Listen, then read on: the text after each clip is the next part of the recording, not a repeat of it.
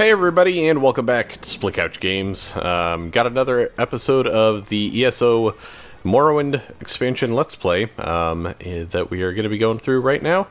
Last time we went over to the Zansipial Delve and explored that, did the quest line associated with it and everything, and now we're going to be continuing on the main quest. So just get off here, and we gotta talk to this person, I guess, who is investigating the dead body. Alright. But I have enough to deal with. I'm just a simple tribunal priest, and the trouble at the ancestral tomb was too much for even our buoyant armiger to deal with. I have failed Lord Vivec, and left a colleague alone at the tomb. And what happened at the ancestral tomb? Lord Vivec sent the three of us to seek guidance at the Andrano ancestral tomb. We were attacked when we got there. Andrano ancestral tomb. They got her to safety, but we failed to complete the mission Lord Vivec bestowed upon us. The three of you? You mentioned another priest? Canon Levoul. He remained behind after we retreated from the tomb. I know he wants to get back inside and ask Lord Vivec's questions. But there's no way he can get past the Daedra, or ask the questions on his own. May the three grant him wisdom.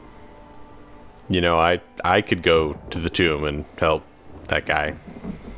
Oh, no more dialogue after that. Alright, whoa. Alright. Three. First a wounded armiger, now this. By dawn and dusk, evil creeps through the shadows of my beloved Vardenfell.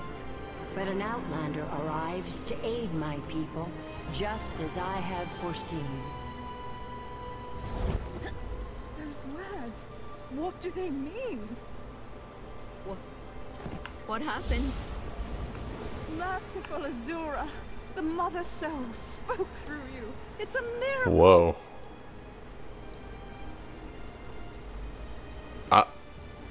Whoa. Wait, this is like legit? No? No, it's definitely not. Alright. For a second I thought this was like a Azura before she was a goddess type of thing. Anyways. Lord Vivec, protect me. That was Azura, the queen of the night sky. And you, she spoke directly to you, Outlander. I'm surprised the Daedric Prince would risk Lord Vivec's wrath to proclaim a prophecy. But she did say you were here to aid us. What just happened? Prince Azura possessed that woman and spoke through her. I've heard of such occurrences, of course, but to witness such an event. She said evil creeps through the land. I wonder if it has anything to do with what we saw at the tomb. Interesting. Alright, so I'm a little confused here, just because it's saying Daedric Prince Azura, and then Azura is a woman. I don't know if they just didn't want to have Daedric princesses, like maybe that doesn't sound evil enough or something, I don't know. Anyways, tell me more about your mission at the tomb. We sought guidance in a matter that concerns Lord Vivec. I received specific questions to ask while Levoul concentrated on summoning his ancestor. The Daedra ruined those plans when they fell upon Urnsey, and we were forced to flee. The Daedra? Vile creatures from oblivion. You hear about an odd ghost or a nest of vampires, but never Daedra. Please, if they're still there, they'll rip Canon Levoul apart. He's definitely not a warrior. Just look at what they did to the buoyant armiger. What's a buoyant armiger? The buoyant armigers comprise one of the military orders of the Tribunal Temple. They seek to emulate Lord Vivec's deeds through actions and words. Poor Urnsey. Those monsters went straight for her. Her blood flowed like lava from Red Mountain. Red Mountain? Where are you from? Children learn of Red Mountain before they even taste Flynn. The mountain sits at the center of Vardenfell, periodically rumbling like a sleeping Nyx shaking its leg. Lately, however, it seems to be waking from its long slumber. Tell me more about Azura. Azura is the cruel but wise Daedric Prince of Dawn and Dusk. She's one of the good Daedra, for what that's worth. But for her to speak through an innocent means something terrible is about to happen. Why else would she dare Lord Vivec's wrath? Lord Vivec and Azura don't get along? What do they teach you where you come from? Lord Vivec's a living Clearly god. nothing about my culture, Azura is or your merely culture, the rather. anticipation of Sulfur.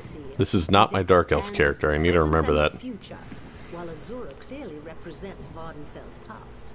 So no, they don't get along. Alright, so who is Lord Vivec? You don't know Lord Vivec, one of the living gods of the Dunmer Tribunal. You must be new to our land, Outlander. But there's no time. You think? Remain behind. He needs help if he's going to get inside the tomb and ask Vivec's questions. So Vivec's a living god. Yes, one of the god monarchs of Morrowind. He's the warrior poet who lives in a grand palace in Vivec City. Lord Vivec sent us on this holy mission to request information from Canon Levoul's ancestor. It breaks my heart that I have failed him. Alright. Well then, with all of that information, we shall venture forth.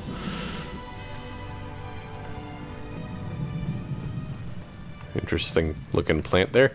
Anyways, so kind of on the note of this not being my... Sorry, the stilt strider there took me off guard with its noise. Anyways, with this not being my Dark Elf character, that did kind of bring to mind the fact that I did start doing a Khajiit voice, essentially.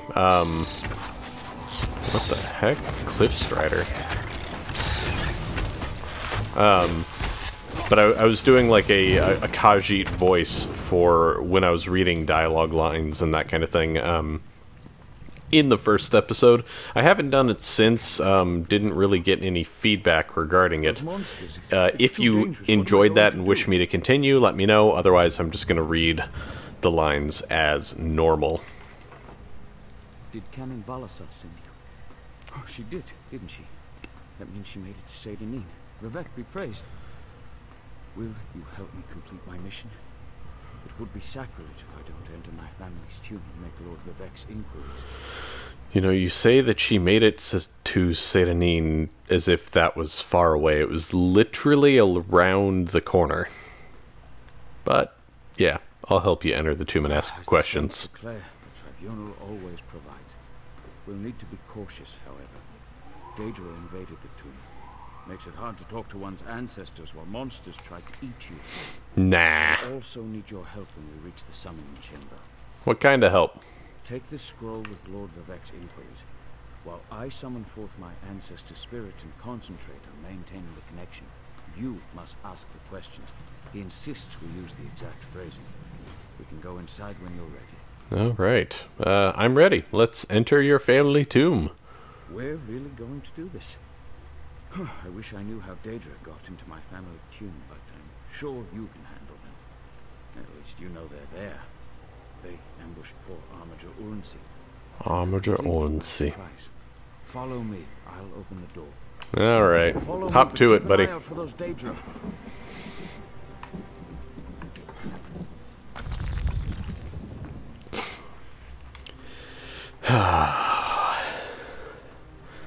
This will be the first ancestral tomb we go inside of. It's kind of exciting. I wonder how much of the architecture is similar to the original Morrowind. Careful. The creatures attacked as soon as we entered the Hall of Remembrance.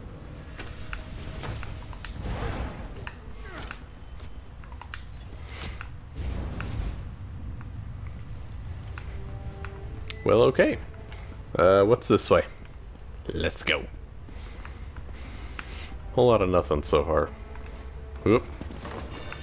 Loot the urn, ash.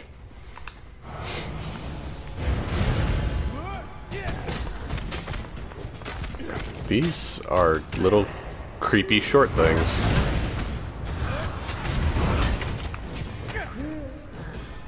Okay. Alrighty then. Alright, let me check this out. Okay, so yeah, this will go in a nice loop. They pretty much always do. What is the dot above your head?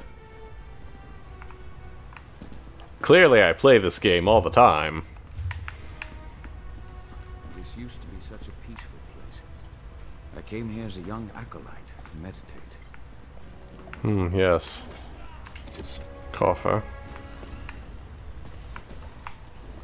Nothing. Oh, that's the dot must have been because that guy's talking over voice chat. Another coffer. Ooh, blueprint. Alright. I hope he's not saying anything important. Or, you know, completely outlandish either. I would hate for that to be coming over during my recording and everything. I could probably just, you know, leave the public voice channels, but that would make way too much sense. Also remembering that for the future would be a little bit of a pain in the butt, but that's beside the point. Why can't I attack that? Oh, because it's not an enemy clanfare. It's a summoned clanfare by the player. Couple lockpicks, nothing else in here. Okie dokie. Homespun sash. So, jewelry box. Nice.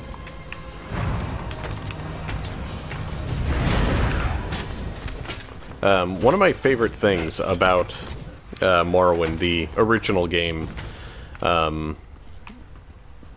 it honestly ended up being simply the fact that it did have a lot of bugs and everything. Normally that's obviously a bad thing, but you know, back then a lot of the bugs that did exist, or at least the ones that I can remember, were often advantageous to the players. You know, there were certain spell combinations and that kind of thing that you could perform that would end up permanently buffing certain player stats and all that kind of stuff. It obviously was, you know, in a sense, cheating, but, you know, as a kid I didn't really care. Especially if I was, you know, only using it to buff a stat that was, for the most part, you know, necessary regardless of what class you're playing, you know, like strength or, you know, carry weight as an individual stat. I believe if you did like a soul trap on self combined with the feather spell, these, and both of them for 1 second, but you know, like let's say you did feather of 100 points, then that feather spell would be locked on your character indefinitely at 100 points. So you could effectively have unlimited carry weight without necessarily having to go through the process of, oh, hi. That seems like a not good thing. Why do you summon me, descendant? My Lord Vivec has inquiries that only you can answer, my lady. My companion will present them with your permission. The warrior poet? Very well. Alright. Sorry, I had to turn on subtitles again for like the 3rd time. Ask the warrior poet's questions, Outlander. Lord Vivec asks, the heart of the world, key to ascension, should I be filled with apprehension? Ah, Lord Vivec always had a way with words. Tell him to rest assured. The heart remains sealed. Wonder why that concerns him. Ask the remaining questions as my time here is short. Lord Vivec asks, has the enemy of old returned so devious and bold? An enemy of old, yes, but not the one that Vivec presumes. Interesting. Lord Vivec asks, did Sotha Sil in his unending crusade know our divinity would shrivel and fade? Sotha Sil imagined multiple scenarios and contemplated endless solutions. He even experimented with his divinity, drawing energy to study before returning it. Loss will come, he foresaw, but not until the collapse of the temple. Now, back to sleep. Interesting. Lord Vivec needed. There we go. Let's talk outside. All right. But no, like I was saying, a lot of the bugs that I can remember were particularly advantageous to the players. I'm sure there were lots of bugs regarding quests and all that kind of stuff, but I don't recall any of those. I was young when I played through Morrowind, and Morrowind was a game that I played a lot of. I believe on my primary character, I had over not quite that much. I think it was like over 600 hours. And then I had several other characters beyond that main one. In that main one, I completed pretty much every quest that you possibly could. I was like the ruler of, I believe it was House Halalu. Whoa, okay, hi there. But yeah, I was a ruler of House Halalu, and pretty much leader of every other guild and or faction. I completed the DLCs. I didn't do the vampire quest line. I did the werewolf quest line. I don't particularly know how in-depth the vampire quest line actually was in Morrowind and its expansions and everything. But yeah, I don't know. I know I did say that, you know, my favorite part of the game was the bugs and everything, but in all honesty, I feel like a more accurate a thing that would be considered my favorite is simply the magic system. It was far more robust than what any of the other Elder Scrolls games have been thus far, and that's primarily due to the more accurately open world layout of Morrowind, and I will continue to get into that in just a bit. We're going to talk to this guy real quick. Thank you for helping me complete my task. Now, I need to return to Vivec City. Have you been there? It's amazing. Ziggurats rising out of the water, moonlit hanging in the sky above. Hey, you should meet me there so I can introduce you to Lord Vivec. Did you understand what your ancestor told us? Just between us, I understood neither the questions asked nor the answers received. Not that I expected to. Some things aren't meant for mortal minds. That's another reason for you to come to Vivec City, to help me explain what my ancestors did. Sure. I can help recount what happened here. I just need to make a quick stop in Saint-Denis to check on my original traveling companions. When you get to Vivec City, head right to the palace and I'll meet you there. I know that Lord Vivec will want to reward you for assisting me. Alright, I'll meet you in Vivec City. I'll be along shortly. When you get to Vivec City, head directly for Lord Vivec's palace. Once there, I'll make introductions and we can tell the warrior poet everything we've learned. You said I could ask you more about the tribunal after we finished your mission. Of course. As I said, the tribunal consists of our three living gods, Vivec, Almalexia, and Sothosil. They lead us in spiritual matters and rule over Dunmer society as god monarchs of the Dark Elves. I serve Vivec, but honor the entire tribunal. Do all Dark Elves follow the tribunal? Unfortunately, no. The Dunmer houses bow to the tribunal. The savage Ashlanders refuse to acknowledge their divinity. The heretics never allow themselves to be assimilated into the great houses. Instead, they hold to primitive superstitions. Alright, well then. It was nice working with you. I shall meet you in Vivec City. Canon Louvel, or however you pronounce your last name. Anyways, so as I was saying, let's see, what is this? Oh, it's a house. Gotcha. As I was saying, the magic system in Morrowind was definitely more robust than what it has been in any other Elder Scrolls games since. And like I said, that is because of the more accurately open world nature of the latter titles. Now, without going into too much game design knowledge, or lingo rather, Morrowind is a game that is comprised of cells. All of the Elder Scrolls games are, but in Morrowind it's much more obvious. You will periodically hit loading points as you traverse the open world, and they are far more obvious and will occasionally actually take time to load, depending on the power of your PC and or your console. It will actually take time to load those cells, you know, in contrast to something like Skyrim, where the cells load pretty instantaneously, and the only thing that you notice are trees popping in and all that kind of stuff.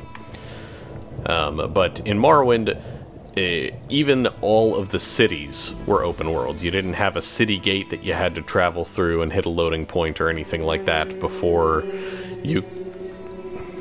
Man, those things are loud. But you didn't have a loading point or anything entering a city gate that you do like in Skyrim. So in Morrowind, spells like levitation and jump spells were actually, you know, there and usable, and it was quite wonderful, honestly. The jump spells are where some of my greatest memories come from in regards to Morrowind, and that is for quite a few reasons. What is this? Mages Guild Handbill. Do you hunger for knowledge? The Mages Guild seeks only the most talented, smartest, and skilled for its ranks. Do you have what it takes? Seek out Cornier at Vivec City Guild Hall in St. Delans Canton. I should find him. Her. Them. Whatever. Then this person... Is this just like a Fighters Guild? Fighters Guild handbill. Ready for adventure? The Fighters Guild is looking for strong hearts and stout arms to combat the Daedric threat. Seek out a Cesar in St. Delans Canton today. I should find them to join the Fighters Guild. Anyways, so the jump and levitate spells, like I said, were some of the greatest things about Morrowind. They allowed for quick traversal without necessarily having to use fast travel, and considering that fast travel in Morrowind was only possible through these giant stilt striders, so like specific points, it was quite handy. In Skyrim, you can obviously, you know, like open up your map and just be like, oh, here's, you know, an icon, like I want to fast travel here. You hit A or whatever, and then it takes you straight there. That was not a thing in Morrowind. It's back before modern fast travel, and it encouraged exploration of the world, but it did also mean that players needed a fast way to get around, and there weren't any mounts or anything like that. Guild Trader. So those spells, I feel, were a little more necessary than what they are in more recent iterations. But they were also possible because the entire world was open. Again, no load points for cities or anything like that.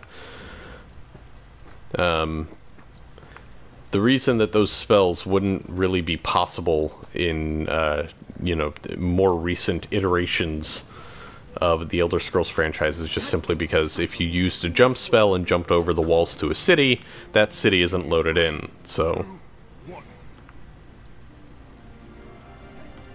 Yeah, right. Anyways, we're gonna talk to this guy, who's the housing broker. I don't... What are you... About the property, you'll need to return later. I'm dealing with some unforeseen complications. What seems to be the problem? Until recently, Bulog Idolas was my tenant. When I learned she used my property to run a skooma operation, she broke into my office and absconded with the deed. Without it, the guard does nothing. They don't believe I own the place. It's a total loss. Is there anything I can do to help? Yes, you can. I can't have the place tarnishing my good name. If you recover the deed and key, I'll sign it over to you. Bulldog Idola's had a falling out with her old partner, Zugagraph, I think. Try finding him wherever scum accumulates in town. Alright, I'll look for Zuzagrath in the nearest Outlaw's Refuge. Which I genuinely don't know where that is around here. Marked on my map, question mark? Gladiators' quarters. I don't know. We'll find that at some point. And I think, you know, maybe getting a house for ourselves is going to be one of the things that we do in a later episode. But for now, we need to try to make our way over to Lord Vivec. That way we can talk with him and continue on our main quest. It's so strange. See,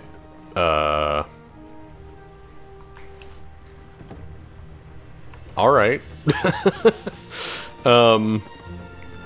Anyways, as I was saying, it's kind of strange seeing this world, you know, a Morrowind with such fleshed out detail.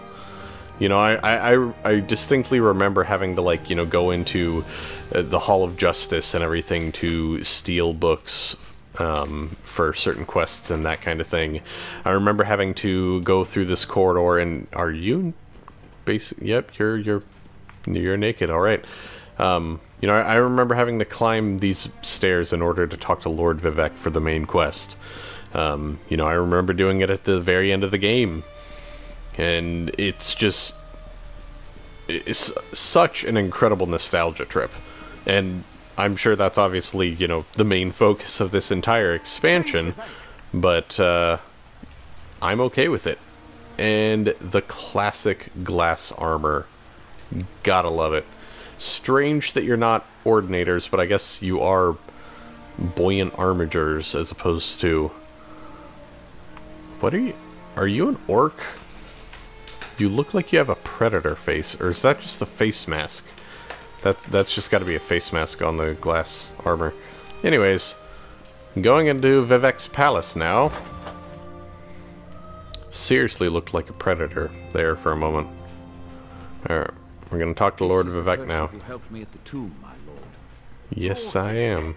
We don't need the help of this outlander. Excuse you, sir. Outlanders have their usefulness, and this one intrigues me. Yeah. As you say. Get put in your place, son. If you need me. Of course you will. Why is it always like the crotchety old people that are like totally racist? Sup, Vivec? Canon Level says you helped him in his mission. As I have written, the one who helps my ally becomes my friend. Despite the Archcanon's concerns, I greet you with sincerity and pose a simple question. Will you assist us further, Outlander? What kind of help do you need, Lord Vivec? I have ordinators and armigers at my disposal. Vast armies of followers and dedicated priests. What I don't have, however, is a fresh perspective. Will you set aside your personal goals for a time and become the eyes and ears of a god? Of course, Lord Vivec. I can provide a fresh perspective. Good. I need assistance to investigate a strange phenomenon that the ancestor confirmed may indeed be a problem. We'll start with a simple divination ritual. Archcanon Tarvis can tell you what we need to delve into this mystery. I don't think Archcanon Tarvis wants my help. I mean, did you hear, like, the blatant racism? Did you hear it? The that troubles me has taken a toll on my Archcanon, but he's a faithful servant. Tarvis will do as I say, and I say we need your assistance. Find the Archcanon in his office, and he'll tell you how to proceed. Alright. Well, I mean, before I go and everything, you know, when I first arrived, I saw a vision of Azura. The Daedric Prince. I suppose the same events that concern me might interest Azura, though she could just as easily be the source of these troubles. Red Mountain, strange Daedra, and then there's... well, we'll talk more about that when you return. Alright. Well, was what the ancestor said helpful in any way? Navul's ancestor assured me that a source of power remains safe. As for the rest, let the guess ripen in the mind, and only speak when the fruit grows certain. I require more information on these matters, hence the need for the divination ritual. Alright. Well, if that's all you need, then I shall take my leave of you, Lord Vivec. And on that note, I'm actually going to end this episode for now. Please let me know if you're enjoying this Let's Play. I've done minor tweaks and changes as I've gone. As I mentioned before, I did a little bit of a Khajiit voice, you know, that sounded more like this, you know, during my first episode. Since my character is a Khajiit, if you enjoyed that, let me know. I might continue it. I also didn't do quite as much exposition in the video last time, in terms of letting the characters talk out, but I'm doing that this time. If you enjoy that, if you don't enjoy it, anything, let me know, give me feedback. I'm more than willing to adjust things to fit what you guys want. So yeah, that's about all I have. If you enjoyed this, give it a like, drop me a comment if you have any feedback, or if you just want to say, hey, like the video, it was awesome. And if you want to share this with all your friends because you think I'm just that cool, that'd be sweet as well. Yeah, next time I might end up doing face cam. I haven't been lately because it is the middle of the summer, and here in the Seattle area we don't actually have air conditioning, so the only way to get, you know, cool and everything in the summer is to have fans going. I obviously have to turn those off when I'm recording so that there's not that humming in the background and everything. And as a result, I end up kind of looking like a sweaty pig. So, yeah. Like I said, feedback, comments below. Share this with your friends, and you guys have a great rest of your day or evening, depending on when you watch it. And I'll see you guys next time on Split Couch Games. Goodbye!